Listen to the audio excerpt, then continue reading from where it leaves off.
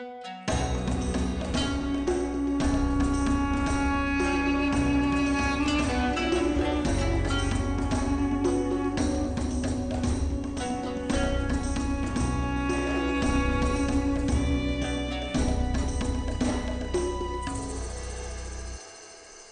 right, so here is a very, very basic setup of the very first scenario of Undaunted Normandy. In this video, I'm going to show you how to play Undaunted solo, and I'm just going to show you a very little bit, enough to very clearly walk through a turn so that you know, basically how the game works, how to set it up. That said, this is the simplest scenario from the very first game. In order to have the full Undaunted solo experience, there's actually 3 boxes involved. You only have to have 2 of them. But if you want the full thing, you're going to want 3. So there's Undaunted Normandy, this is the very first scenario of Undaunted Normandy.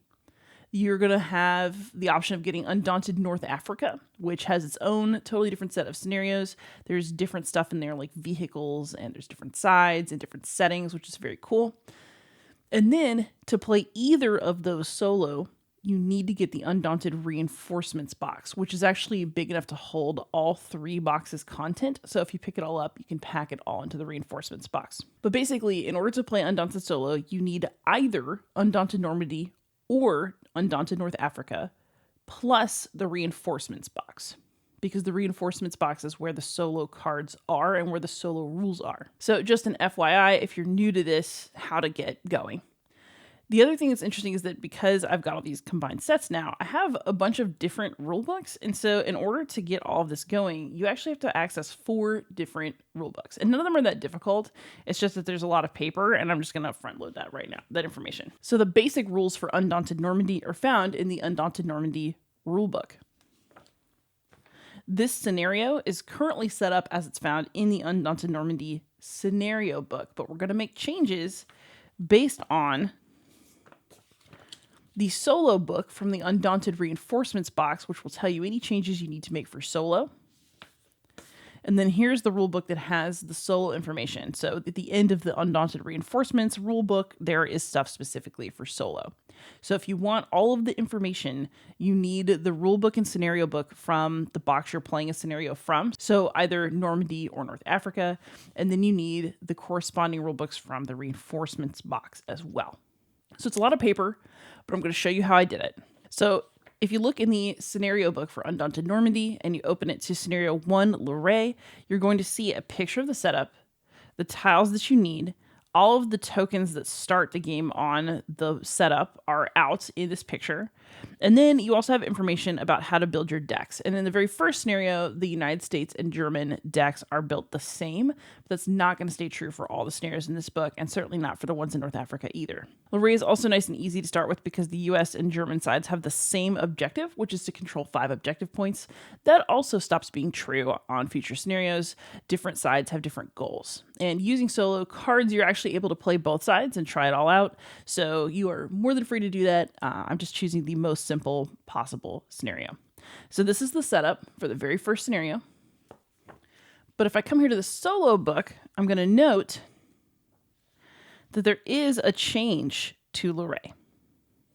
So this one says, replace the 3-point objective marker on tile 5B with a 2-point objective marker. So I'm going to do that right now. So I've got this 2-point marker. We're going to replace this 3 with the 2. And voila, the setup is ready for solo. I'm also going to talk about deck setup. So I'm going to play as the United States in this scenario. So I've got the United States supply and the United States starting deck here. So I used the card setup from the Normandy scenario book to know how to do this. It literally lists what cards you need, which ones go in your deck, which ones go in your supply. So in here, I've got a squad leader for A and B. So the different squad letters matter in terms of which tokens you can impact and who gets to do what. I've got scouts and riflemen from both. I got my platoon sergeant, and I've got some fog of war in here, just kind of indicate that you can't know everything, and so you're going to have some wasted actions. Then my supply is going to have the rest of my squad A, riflemen and scouts, and my squad B, riflemen and scouts, and some fog of war, which will unfortunately, appear in our lives, unfair though it is. The Germans are going to be played by the solo bot, and so I've set up their deck just like I set mine up. Let me shuffle mine since I just looked through it. But they are basically going to have the same cards. because it's the same setup for this first Luray mission. They might have a different deck on a future scenario, so make sure that you're checking those scenario books. But their deck is set up, and then instead of setting out a supply like I did for myself, I have basically all the A cards in this deck, all the B cards in this deck, and then the Fog of War. So there are actions I can take to pull cards from the supply, but because it's a bot, we're doing it randomly. I've randomized A and B, whereas I get to pick myself what I want to put into my deck. And you really need both. So we're just going to have to kind of see, what comes up best. For the German side, I've also pulled out these solo cards, and basically you choose them based on which card you put in your deck. So the Germans and I both have a platoon sergeant, a squad leader, some riflemen, and some scouts. And then I also know which scenario they're for from the number that's up here in the corner. So this is a scenario 1 scout card for Undaunted Normandy. And for the German side, I can see that this is German Scouts Scenario 1. So I got Scouts. For Riflemen, so these cards have multi-purpose uses. So basically for the United States, this Rifleman card is used for scenarios 1, 3, 7 to 9, and 12. For the Germans, it's used for 1, 3, 7 to 10, and 12. So something different, something asymmetrical is happening, and you'll just have to play through scenarios to figure out what. And then on the other side, it's a different number, so we're going to ignore it. So here's our rifleman. Then here we've got our squad leader. So we have scenarios 1 through 12. They work the same all the way through. So we'll just put them here. And then also we have our platoon sergeant for 1, 3, and 6 on the American side, for 1 and 3 on the German side. And so these are their actions that we're going to go over. So when you're playing this solo, you basically have to go and hunt down the correct cards for each type of unit that's in your deck in order for that to work successfully. And with that in mind, I'm just going to walk you through a turn and talk about what the various actions are. So again, this game changes, it evolves over time. So this is just the most simple. So essentially both sides have these tokens, squad A and B, scouts and riflemen. And we're going to be using the cards that are in our decks to direct these tokens and to keep them alive. Because basically whenever you get hit, you're removing cards for the hit unit from the game. And if they all get removed, then the unit has died. We're going to attempt to get onto these different tiles and control them. And in order to move our riflemen who have control abilities onto these tiles, we have to use our scouts to scout them. So as you can see, we've already scouted here. The Germans have already scouted here. And the Germans already control 2 points. And we need to get to 5 in order to beat them. So they're going to be going for the next 3 points. We're going to be going for just 5 points. So it's a pretty snappy little fight. So basically, I'm going to have some choices. Do I want to go 1, 2, 3, 4, 1, 2, 3, 4, 5? Do I want to come up here? Do I want to try to take something away from them instead? I'm going to have to make some decisions. And of course, the Germans are just going to be powering on with their bot powers. The first thing we're going to do, though, is draw cards, and we're going to determine initiative. So I'm going to draw 4 cards from my deck, and we're going to look at them. Okay, so I drew a huge hand. You saw me shuffle. That was not planned. All right, so we've got Rifleman A, Rifleman B, and we've got Squad Leader A, Squad Leader B. So this is actually a pretty nice little setup. The question is, what do I want to do with these guys? So I think what I want to do is toss one of the Riflemen so I can use my Squad Leaders to bolster or inspire. So bolster basically allows you to pull more cards from your squad into your deck. So you put them in your discard pile so I can grow my deck, which seems smart.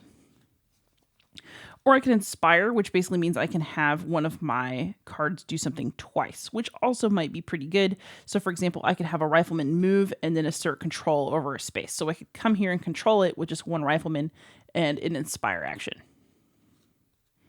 Because as you can see, riflemen can move, they can attack, and they can control. And that's really, really key.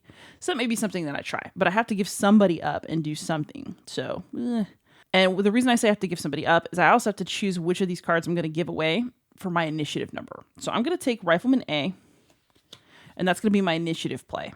And this is my hand for the rest of the turn. Now, I don't know what the Germans have cooking for me because it's a bot. So what we're going to do is we're going to flip the top card for their initiative play. Oh, dang.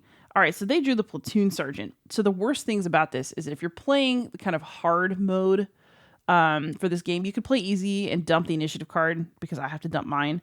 but you know, you're playing a bot. So the default is that this actually gets to stay in their hand, which totally sucks. So 9 is higher than 5. They're going to take initiative from me. And they're going to get to take an extra action with this card. Ooh, scheisse. So I have to get rid of this. This goes on my discard. And the Germans are going to draw 3 more cards to represent what's going to happen on their turn.